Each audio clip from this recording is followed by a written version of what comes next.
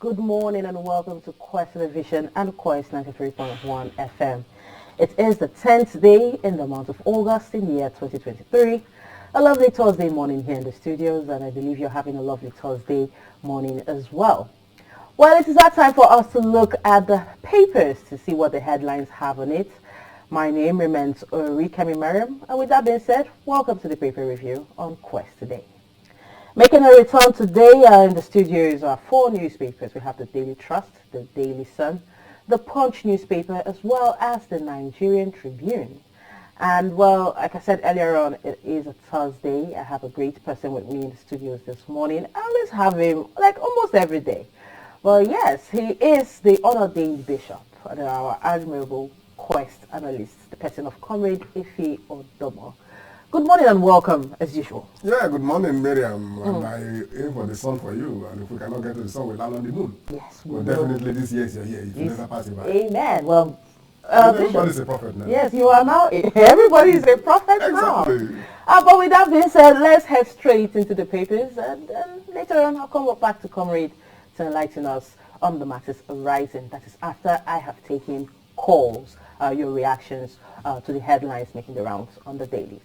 With that being said, the first paper for review this morning is the Daily Trust. And on the Daily Trust newspaper this morning, the major headline reads, Naira inches towards 1,000 Naira per dollar at parallel markets. Yes, we are getting there. The writer there says sells for 925 Naira in Kano, 917 Naira in Abuja, and 890 Naira in Lagos. Also falls 19.8% since FX unification.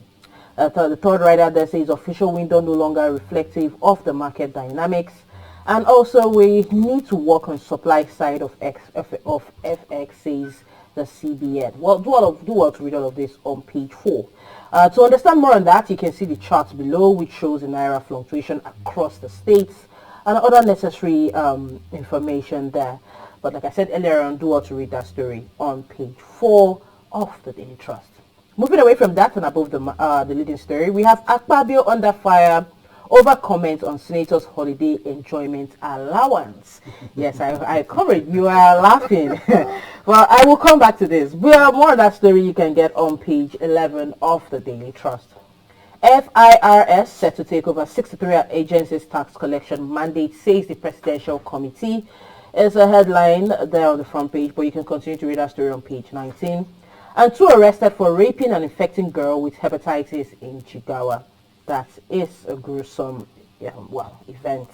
A sad one there indeed, but I believe justice will be meted out. But do what to read our story on page 16, as I said earlier. Sanusi meets Niger military leaders and briefs Tinubu. The writer there says, learn from Libya crisis, Bishop tells ECOWAS. I now eat dry rice. Ousted President laments hardship. And also, Ulamas get Tinubu's nod for mediation.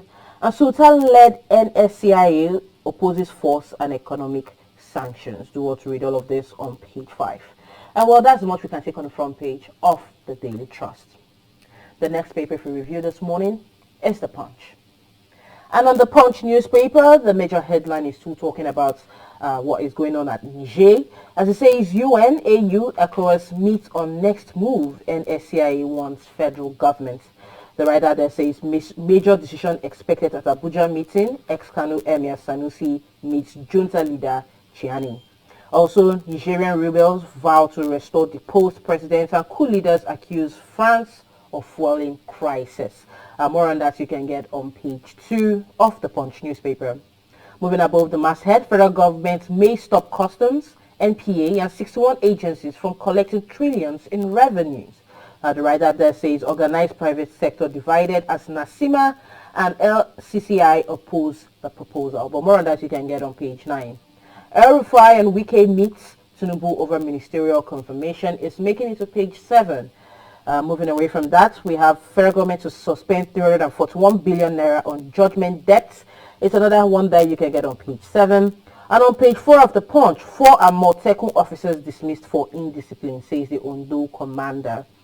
Moving away from that, cooking gas prices will rise next week, says marketers. Wow, comrade Come go and fill your gas cylinders right now. Seriously. But well, more on that story you can get on page 25. And well, for the picture of the day, we can see Sanusi, the or the former emir of Kanu, Mohammed Sanusi II, at a meeting with the leader of the Niger military junta, General Chiani, in Niamey, Niger Republic. This picture was taken on Wednesday.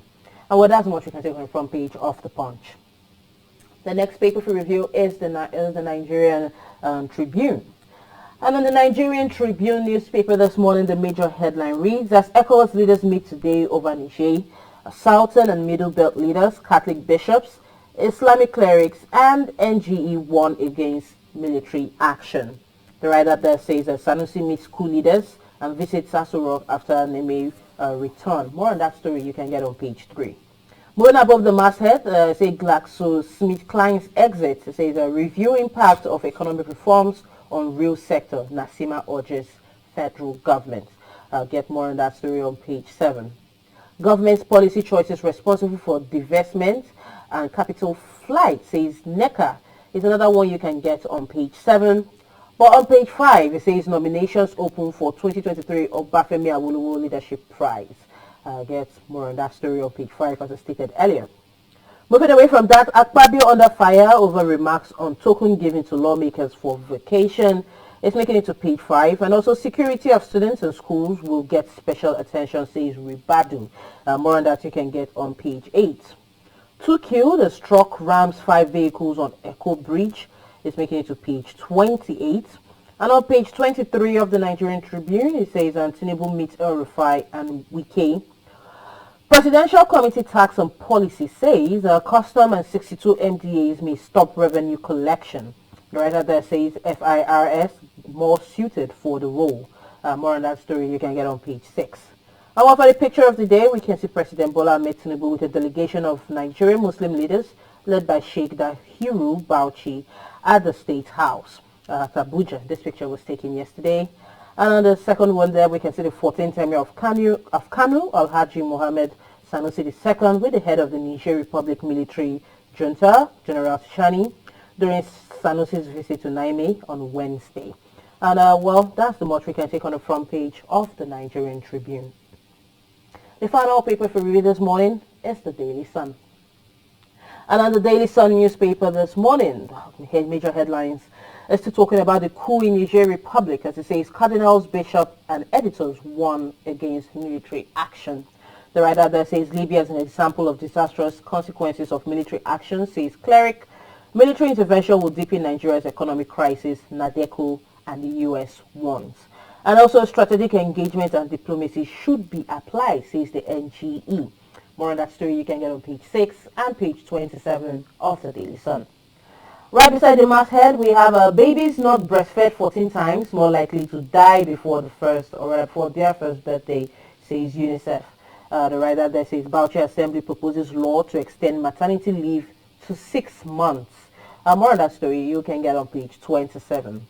Still on page 27 of the Daily Sun, Atlantic Ocean surge endangers Bayelsa community, says Diri.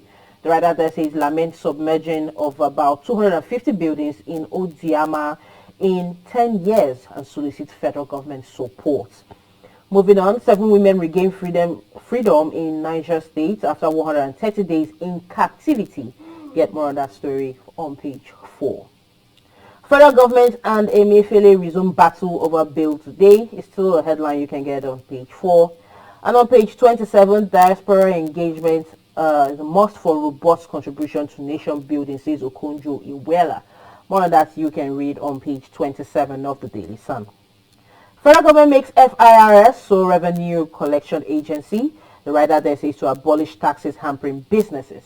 More on that story you can get on page 2. And also Tinubu holds meeting with Wike and El Rufai in Aso Rock is making it to page 27. While the picture of the day remains the same as on the previous papers I mentioned earlier, we can see the former Emir of Kanu, Khalifa Mohammed Sanusi II, with the Niger Republic military junta leader, General Abdulhamana Chichani, when the former visited the country. And well, that's much you can take on the front pages of all the dailies I mentioned earlier, which is the Daily Sun, the Daily Trust, the Punch, as well as the Nigerian Tribune. You've heard the headlines. Now it's time for you to call into the show and, well, have your say. Give us your reactions. But with that being said, be careful with the words you use on our TV. And also do not forget to step away from the radio or TV set when you call in so we do not have any sort of connection interruptions. With that being said, the numbers to call remain the same. And for those on TV, you can see the numbers on your screen. For those on radio, the numbers are 08022 931 931 and 081 88 931. With that being said, let's take our first call. Hello, good morning. Good morning, man. Yes, I believe this is Mr. Henry from Moscow. Good Henry from Moscow. Yes, welcome to the show. Please have your say. Naira inches, about $1,000 a dollar.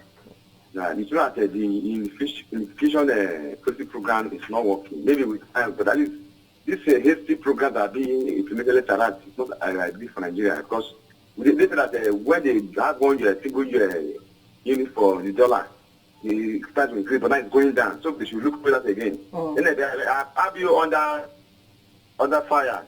You must need this allowance for enjoyment. Yes, these guys they don't really think for us. Don't look at the. You say if I have $1 billion for palliative, they're having about 70 billion out of that money, and they're very, very rich. So they don't really care about Nigeria. Then finally, Sanusi meets Niger group leaders, meets the President Tinubu, UN, AU, meets of next month and move. And the religious leaders want against the Niger. Now, you know that we must be very proactive and very wise in this Nigerian decision. If given that the Niger is on the top of northern Nigeria, any problem there we must probably treat that as a case of the problem and others. Let's give this problem to the UN and of course the EU. They are better people to really resolve that problem for us. If the amount of inflation, but I would rather that they should give them to say within the next 1 year or 6 months, they should organize an election. This is what will take the price too. All right, thank you very much, Mr. Henry. But we have to take more reactions. Like the numbers remain the same. And let's see if we have a caller online right now. Hello, good morning. Hello, good morning. Hello. Yes, welcome to the show. Your name and your location, please. Hello? Hello? Okay, seems as though we have lost that call. Well, like I said earlier on, the numbers remain the same. 08022 Hello? Hello. Yes, good morning. Hello, I'm Chief Good. Okay, and you're calling us from where? I'm calling from Boyale. All right. The fact that an individual traditional ruler, that is the former emir of Kano, to meet the head of state of the junta, is an indication that this coup has to be handled with caution by Nigerians. Instead of giving them 7 ultimatum, I think that ultimatum should be given to the bandits in Nigeria. So my suggestion and my opinion this morning is that all the sanctions against Niger should be dropped because the problem in Niger, the even small land that they want in Nigeria. That's my take. All right, thank you very much. Comrade, I saw you reacting to that. So just calm down, we'll come to you. Yeah. Let's take 1 or 2 more calls before we move over to Comrade. Hello, good morning. Good morning. Good afternoon. Hello? I'm Captain Alex. All right, Captain Alex, our regular caller as well. Good morning and welcome. Please have your say. The governor of Delta State on villaging. Okay. They should keep it up. But the description of the religion of illegal stuff, let these people be given enough unity. It is not easy for one to just, 24 hours, 7 days of monitoring allow them about their business and the destruction of the illegal activity. So they should have the certain on that. All right, thank you very much. Well, comrade, at this point, I'm moving over to you because there seems to be a lot of interesting headlines making the rounds this morning. And I've seen that you have, you've given quite a reaction to a lot of them. But let's start with you had what the caller said. Let's start with the first. Let's start with the Naira and the dollar right now at the market. It says that Naira inches forward to 1,000 Naira per dollar. at the parallel markets, and it's selling at different prices, at different rates across various states in Nigeria right now. What's your take to this? If we actually want to go back a bit to biblical issue and the religiosity, about 3 years ago, no, 4 years ago now, before the death of TV Joshua, he said Naira will rise and rest on 1,000 Naira before it starts coming down. Many people dismiss that prophecy as just a ranting of an land, but that is what we are itching towards now. And it is not also a surprise to me and maybe to most Nigerians that the Naira is falling, in the sense that we don't have anything we produce to show up the power of our currency. Nigeria has been dollarized, whether you like it or not. Most places you go these days, they will tell you they don't even accept Naira from you. But even supermarkets, they will tell you that it is dollars. And that is to tell you the extent at which the Naira has fallen. And the federal government, we are playing politics with it. Nobody actually wants to hold the bull by the horn. If care is not taken, we may rise above that 1,000. I know the implication of that in the economy. So you don't even see the Naira, yes, you don't see the Naira draw, or rather the Naira, the $1,000 to, rather the 1,000 Naira to dollars coming down at any point. It may be too difficult for it to come down now because of the level of activities of the federal government. Nobody is doing anything. We don't have anything to export. Everything we do in Nigeria is based on importation. And when somebody else dictates your pocket, it is his decision that controls you. If you give your pocket to somebody to keep for you, you can imagine that the person will even stop you from putting your own hands into your own pockets because you don't have anything there. So it is whatever he gives to you that you buy. It is normal in economic senses. Okay, well, let's move away from that for the sake of time, and let's go to quite an interesting one that seems to be making the rounds. Akpabio under fire for his comments on the senator's holiday enjoyment allowances. Well, when I took to the streets on this to get some reactions, people now said, I watched the video. Don't share the honesty. Comrade, wait. Comrade, calm down. Off your mic. He did say that he withdrew that statement and said that he sent prayers to their mail boxes. And comrade, this has stirred up quite a reaction. Yes. I want your honest reaction in this. What's your take to this? Like somebody told me yesterday that it's not a supreme senior evangelist, Akpabio, to have been sending prayer points to members of the National Assembly. But of course, the deed is done. He has said it. Words are like glasses. When they fall and they are broken, you can never gather them back. There is nothing that the man can explain. Now, what he should have just done was to have kept quiet and left that issue, rather than trying to fool the whole nation and the world in diaspora that he meant sending prayers to them. I don't know whether he has become a priest. I have an honored bishop. Then maybe we now refer to him as an honored prophet of the National Assembly. Well, comrade, that is your jurisdiction. Exactly. I am not and I'm also having a senior bishop seated, and I have to be very cautious with my choice of religiosity. Okay, let's move over to Niger right now. It says the UN and the AU and ECOWAS meet on the next move, and NSCIA wants the federal government. It seems as though everyone is now warning the federal government not to use military force when it comes to Niger. We know that the former Emir of Kano, Sanusi II, went there, and he's back, and he reported at Asuvila. But what's your take to this? Do you see anything changing at all? Actually, I cannot actually fathom out what is happening in Niger. How is it that everybody is concentrating on Niger? Every focus is on Niger. What happens to Mali, Sierra Leone, Algeria, and the other countries that are under military rule? Why is this thing on? Why is it Niger? What is the importance of Niger? And I also pray that this should not be a proverbial issue of a dog that wants to die will not listen to the whistle of the hunter. I pray we don't fall in that situation. I believe we will not fall into that situation. Well, comrade, my PD has given me the signal and said it's time for us to log out.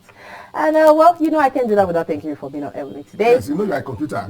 Garbage in, garbage out, first in, first out. So we came in first, we have to go out first. I am not a computer, but comrade, thank you very much. I do look forward to having you tomorrow here on my table.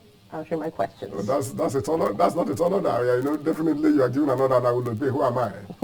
Who am I to argue? Well, thank you very much, our dear viewers and listeners, for sticking with the paper review. But stay tuned because the big story is coming up next, and I can tell you it promises to be quite interesting. Also, it will be spearheaded by Michael Gupadia. Sit put, but have a lovely Thursday.